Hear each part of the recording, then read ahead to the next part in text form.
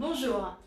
Compte tenu du développement du coronavirus ces dernières semaines et de l'impact que cela peut avoir sur l'activité de l'entreprise, nous avons souhaité faire cette vidéo afin de répondre à vos interrogations.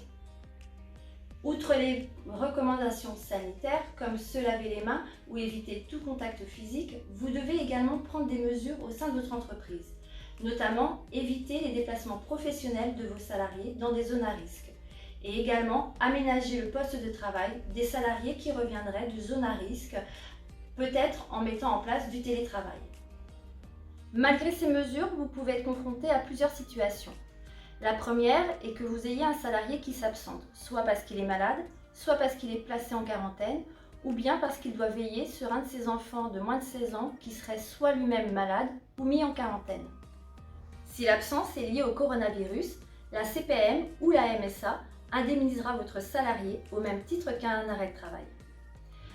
À la différence du régime actuel, aucun délai de carence ne sera appliqué, ni par les caisses qui verseront les IGSS dès le premier jour, et ni par l'employeur qui devra faire le complément de salaire dès le premier jour également, mais sans tenir compte de l'ancienneté de votre salarié. La deuxième situation à laquelle vous pouvez être confronté peut être la baisse d'activité de l'entreprise liée à l'épidémie. Vous ne pouvez pas imposer à vos salariés de prendre des congés payés, sauf si ces congés avaient été posés précédemment. Nous vous conseillons donc d'avoir recours à l'activité partielle. Sur la fiche de paie de votre salarié, une absence pour activité partielle viendra diminuer leur salaire brut. Il leur sera versé une allocation forfaitaire égale à 70% de leur rémunération horaire brute, sans pouvoir être inférieure au SMIC. Cette allocation n'est pas soumise à cotisation, mais seulement à CSG-CRDS. Néanmoins, un salarié qui sera rémunéré au SMIC ne perdra rien au niveau de son salaire, hormis les éventuelles heures supplémentaires qui, elles, n'ouvrent pas droit à l'activité partielle.